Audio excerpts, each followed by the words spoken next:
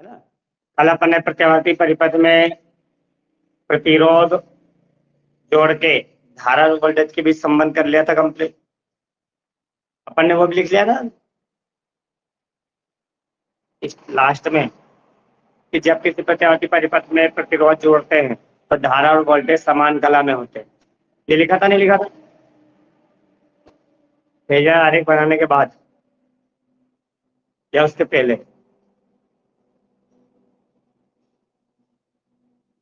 Okay ठीक है, तो नेक्स्ट क्वेश्चन लिखे।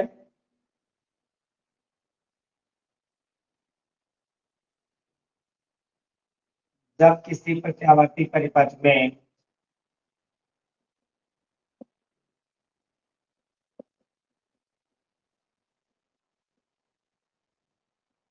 केवल संधारित्र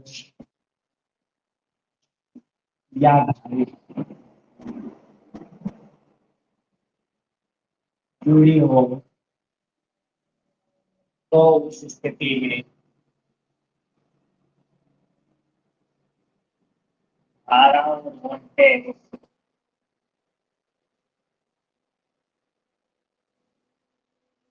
के बीच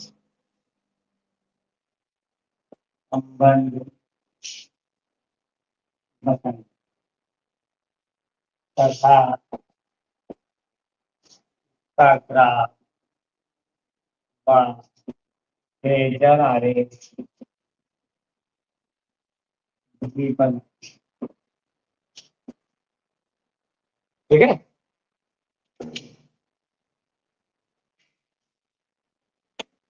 तो कल अपन ने क्या करा था, प्रत्यावर्ती परिपथ में प्रतिरोध जोड़ा था।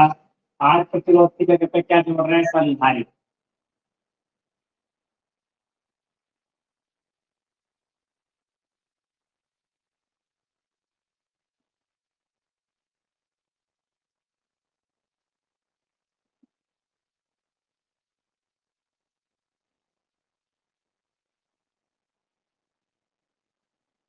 क्लियर? ये रहेगा अपना, करें इसको स्टार्ट। माना किसी प्रत्यावर्ती परिपथ में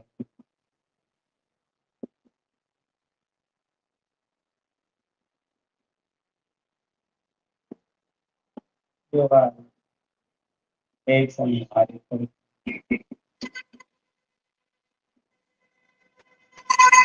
जुड़ा परिपथ में धारा आई बहती है तो उसी समय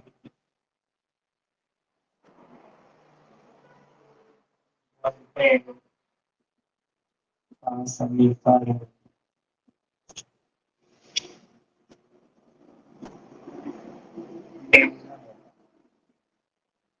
वही जो कल लिखा था अपन, है ना। क्या था? V is equal to V zero sine omega T equation. अब इसके अकॉर्डिंग अपने को क्या करना है, धारा का समीकरण निकालना है ना। तो अपने जोड़ा क्या है, संधारित्र। दूसरी चीज, अपने को इस V को धारा में चेंज करना संधारित्र के अकॉर्डिंग। हम क्या करें बताओ? अरे अपन ने पढ़ा है संधारित्र का सिद्धांत Q बराबर CV पढ़ा है? और धारा I बराबर dQ बाई dt होता है। तो बस मतलब Q निकाल ले पहले, फिर dQ धारा निकाल। तो लेकिन संधारित्र के सिद्धांत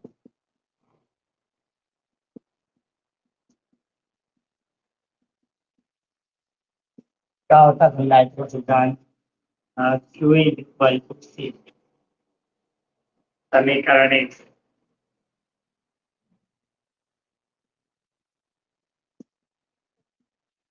Q is equal to C, V की जगह लिख देंगे V zero sine omega T equation हो गई। अब क्या है, इसके बाद अपन आई बराबर निकाल सकते हैं।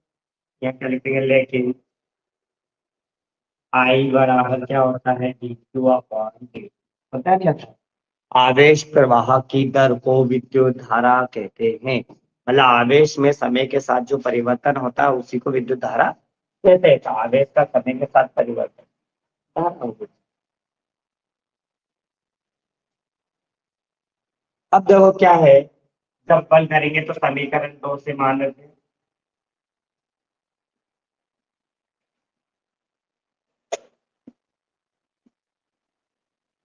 देखो बेटा क्या है, डी बराबर आई बराबर डी अपान डी की जगह से क्यू की जगह से क्यू की जगह तो T B zero sine omega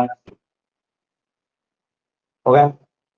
फिर मैंने बताया था आपको अवकलन समाकलन हमेशा होता है तो किसके अकॉर्डिंग होता है, जिसके पास डी होता है, बाकी का नहीं होता है।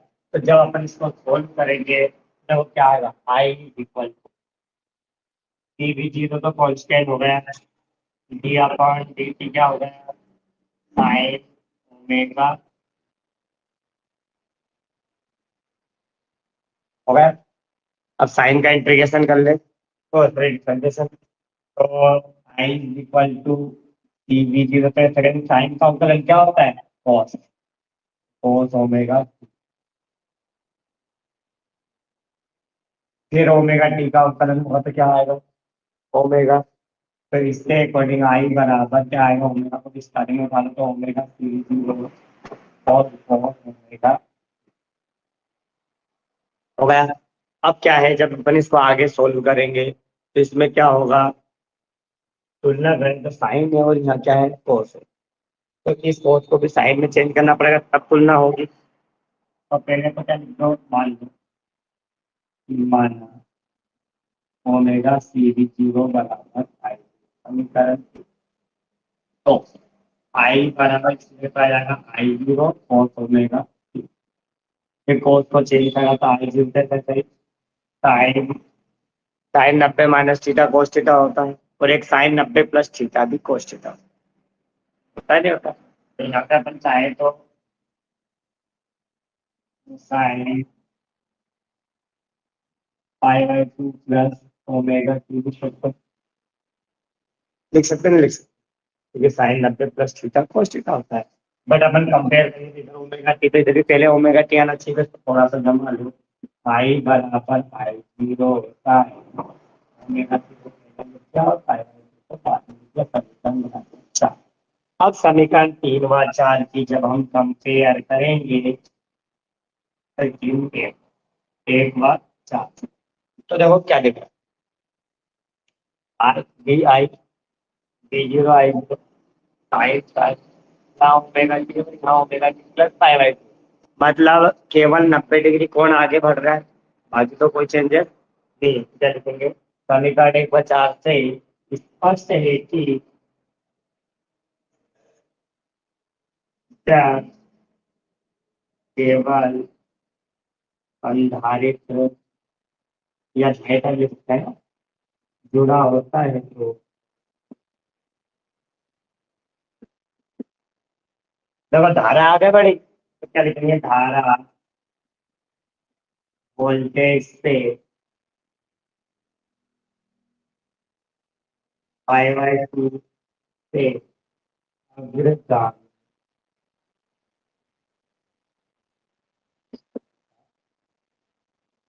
मतलब जो धारा होती है वो वोल्टेज से पाई बाई टू कोण से आगे बढ़ती, पीछे नहीं होती है। अब उसने बोला था संबंध का एक संबंध होगा, उसके बाद क्या बोला था, इसके बाद ग्राफ और फेजर आरेख भी बताइए, तो ग्राफ निकाले, तो ग्राफ कैसे बने, उसने बोला है धारा पाई बाई टू से अग्रगामी है, तो धारा तब ये हो गई पाई, जब 100% धारा आगे तो वोल्टेज किधर होगा, पीछे, मतलब वोल्टेज किधर जाएगा, ये ग्राफ है। अब फिर बोला था उसने फेजर आरेख,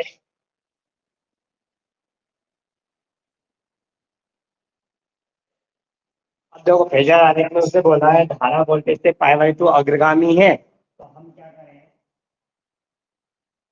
धारा को कहीं से start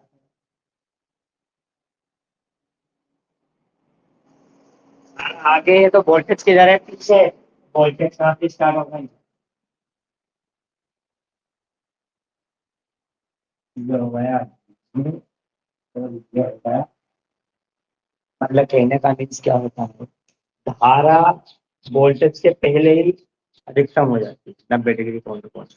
वोल्टेज क्या रहेगा, पीछे रहेगा। समझ में? इसी ग्राफ को अपन दो तरीके से बना सकते हैं। एक तो ये अपन ने बनाया, ये धारा के अकॉर्डिंग, ठीक है। अब अगर यदि हम चाहें तो इसको ऐसा भी बना सकते हैं, कुछ लोग इसको बना सकते हैं। जैसे वोल्टेज यहाँ से स्टार्ट करा तो धारा आगे,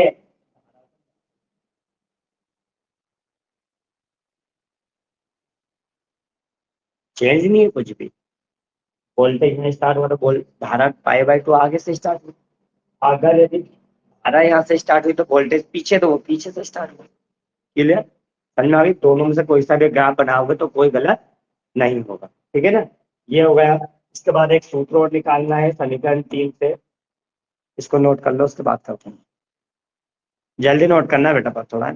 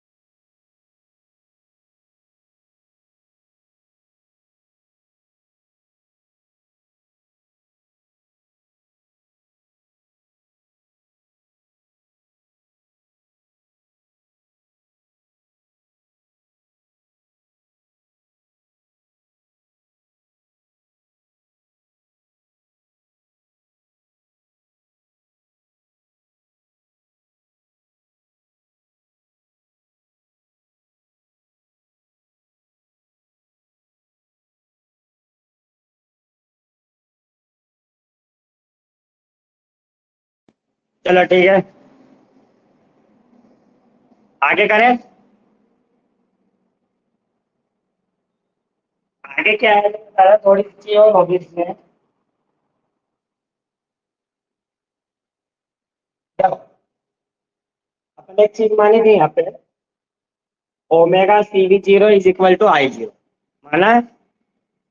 तो उसके अकॉर्डिंग चलेंगे अपन। अब यार तो क्या है समीकरण 3 से, क्या है, omega C V zero is equal to आई।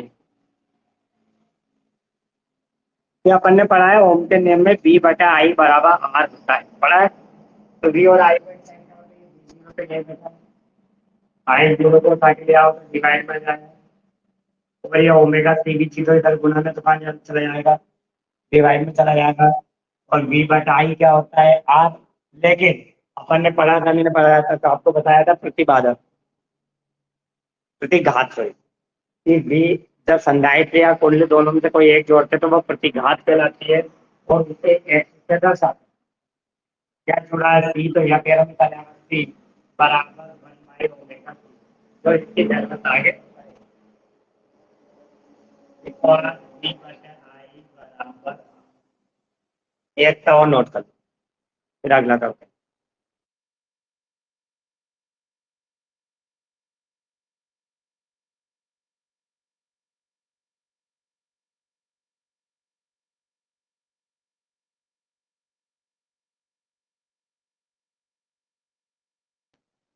अरे सर यहीं पे हो ना।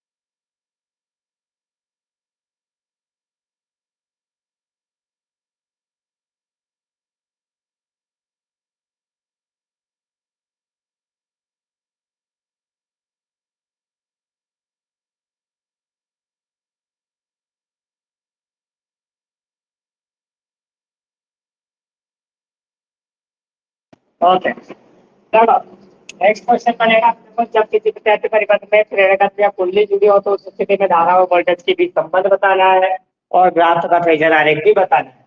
तो भाई माना कि प्रत्यावर्ती परिपथ में केवल प्रेरकत्व या कुंडली जुड़ी है, परिपथ में धारा आई रहती है, तो किसी समय वोल्टेज का समीकरण निम्न होगा, उसमें कोई चेंजेस नहीं आएगा भाई। B is equal to B zero sine omega T. Question first. अब देखो, वहां पे अपन ने संधारित्र जोड़ा था, संधारित्र का सिद्धांत लगाया। पहले वाले में प्रतिरोध जोड़ा था, ओम का नियम लगाया। इसमें अपन क्या जोड़ रहे हैं, कुंडली। तो कुंडली वाला रूल्स लगेगा, तो कुंडली में प्रेरकत्व वाला सूत्र लगता है, एक और किरचॉफ का नियम लगता है। तो क्या लिखेंगे अपन, किरचॉफ के द्वितीय नियम से।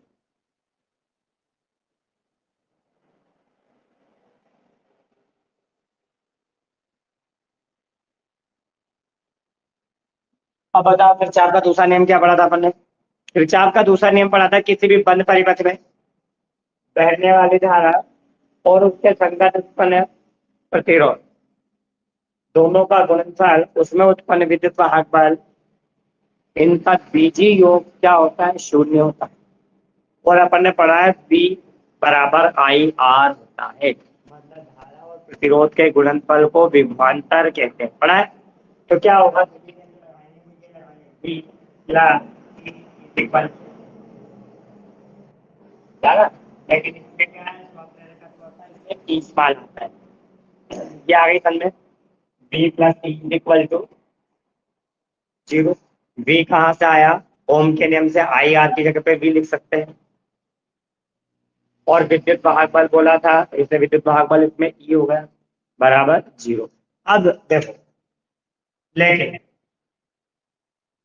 ई बराबर क्या होता है, -L/dI/dt होता है नहीं होता है।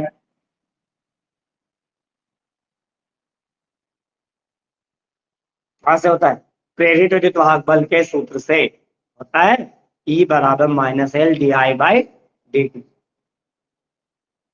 जो स्वप्रेरकत्व का सिद्धांत करा था उसमें निकाला था अपन ने, बस वही। तो समीकरण एक देख लो बेटा, ई की जगह क्या लिखा है, -L/dI/dt और इज इक्वल टू 0। तो v प्लस माइनस का -L/dI/dt is equal to 0। v बराबर माइनस का L/dI का गुण बटे में तो बच जाएगा गुण, फिर माइनस का आएगा जरा। ये हो गया। फिर वही आई और टी को एक्साइज करना है, तो हम क्या करेंगे, v और ये L गुणा में कुछ हो जाएगा बटे में बराबर क्या आ जाएगा, DI बचा के।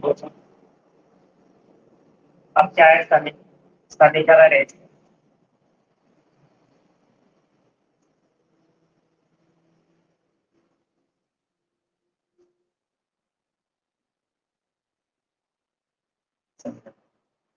समीकरण एक से हो क्या आएगा,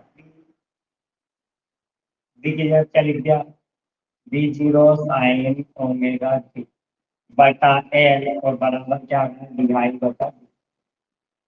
वही इसको इधर इसका इधर काट मल्टीप्लाई, तो एल डिवाई बराबर v0 sin ओमेगा टी होगा, क्रॉस मल्टीप्लाई, एल को हटाओ, sin बराबर v0 एल को कितना बचेगा, डिवाइड, कोई प्रॉब्लम। और जब ऊपर dx dy dt ऐसी पोजीशन बनती है तो समाकलन होता है, तो क्या करते हैं, दोनों पक्षों का समाकलन करने पर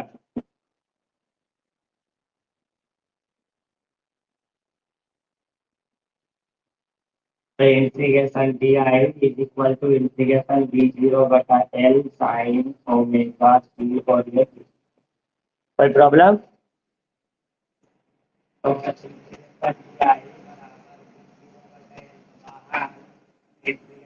होगा साइन, कोई दिक्कत, ये आएगा तो इंटीग्रेशन बी जीरो बटे तो बचना है, साइन का समाकलन क्या होता है, -4 और बटे में कौन का अवकलन होता है, कौन कौन ओमेगा, आगे कुछ भी नहीं है। ओमेगा टी को तो चला जाता है आई बराबर माइनस बी जीरो बटा ओमेगा, सॉरी ओमेगा टी का मतलब ओमेगा एन, और ये आ जाएगा कोस, ये भाई माना बी जीरो बटा ओमेगा एन बराबर आई, समीकरण कौन सा बना दिया अपन ने, टी। तो जो कचरा है उसको क्या मान लिया, आई जीरो, तो क्या होगा देखो, आई माइनस बी जीरो बटा ओमेगा एन को क्या माना है, और अंदर क्या चल रहा है, कोस ओमेगा। फिर अपन अगर समीकरण एक से तुलना करें तो बी आई है, बी जीरो आई जीरो या साइन और वहाँ कोस दिक्कत, तो वो पॉजिटिव टाइम में चेंज होना चाहिए, साइन क्या करिए, आई बराबर माइनस और साइन फाइव बाई टू,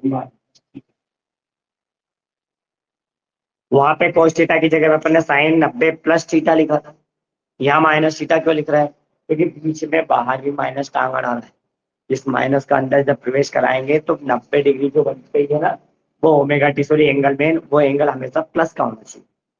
तो सपोज अगर यहाँ माइनस का लेते हैं तो यहाँ माइनस का अंदर गुना करेंगे तो ये माइनस और ये माइनस हो जाए, दिक्कत है, इसलिए वहां पे प्लस वाला लगाया और यहाँ ये चीज ध्यान रखने को। अब देखो I is equal to I zero sine, ये माइनस अंदर जाएगा तो ये बचा pi by two minus omega,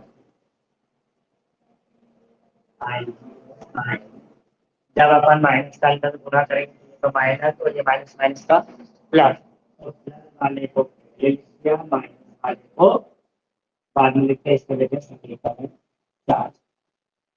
बस समीकरण 1 व 4 से नोट कर लो।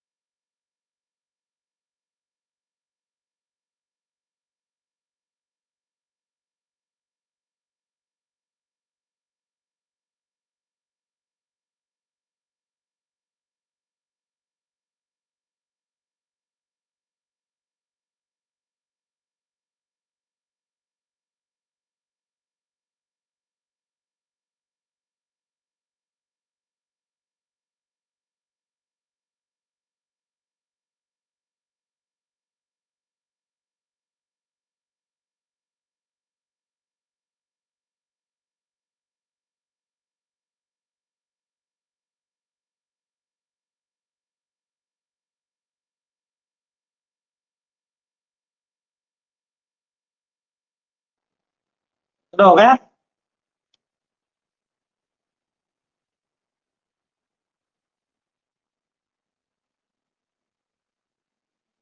जो अंकित खुद बोल रहा था क्लास लगाने का संडे को, उसी की नींद नहीं खुली आज के बाद।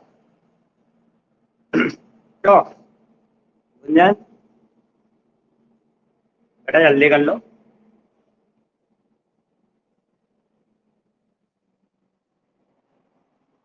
अच्छा, चलो कोई बात नहीं।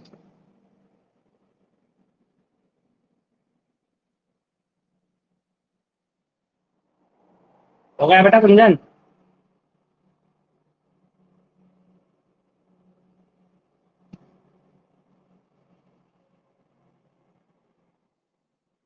ओके, चलो तो आगे करते हैं इसको। ये हो गया। अब ये समीकरण तीन देखो, एक और चार को देखे तो क्या दिख रहा है? आई आई साइन ओमेगा टी माइनस। मतलब जब हम कुंडली जोड़ते हैं तो धारा जो है वोल्टेज से पाई बाई टू किधर हो गई, माइनस हो गई, मतलब पीछे हो गई। यही लिखना है इसमें।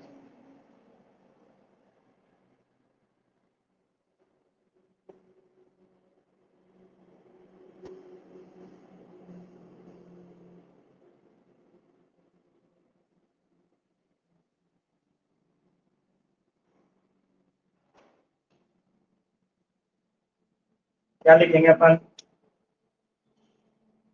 समीकरण एक बार चार से स्पष्ट है जब केवल प्रेरकत्व का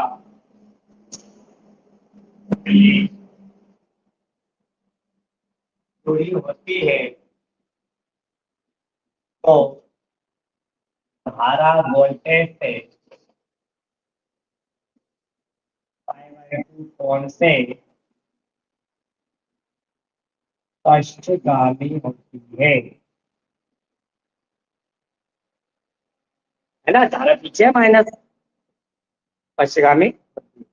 फिर इसका ग्राफ बनाएंगे। तो ग्राफ कैसे बना दो? धारा पीछे वोल्टेज आगे, मतलब अगर यदि धारा अपनी ऐसी रहेगी तो वोल्टेज कैसा रहेगा? ऊपर। ठीक है। फिर फेजर आलेख बनाएंगे।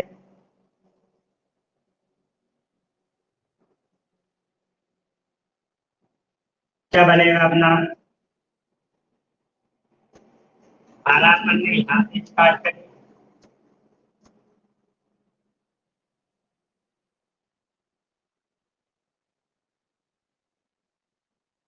वोल्टेज कहाँ से स्टार्ट होगा? ये धारा पीछे तो वोल्टेज लिखेंगे अपन V0। ये हो जाएगा अपना, या इसी को एक और ट्रिक से बना सकते हैं, मैंने बताया आपको कि वोल्टेज को अगर यदि यहीं से स्टार्ट करना है तो धारा कहाँ से स्टार्ट होगा? ये हो सकता है, ये I0 और ये, दोनों तरीके से वैसे एक तरीका बना सकते हैं, कोई फर्क नहीं पड़ेगा। फिर अपन क्या करेंगे, समीकरण तीन को लेंगे। समीकरण तीन से देखो क्या था, V0/ω L क्या था? I0। अपन ने ओम का नियम पढ़ा, V/I = R होता है, तो V और R को एक साइड कर लो। तो V0 या I0 इंटू में तो कहाँ पहुंचेगा, और इज इक्वल टू क्या बनेगा? डिवाइड और V/I क्या हो जाएगा?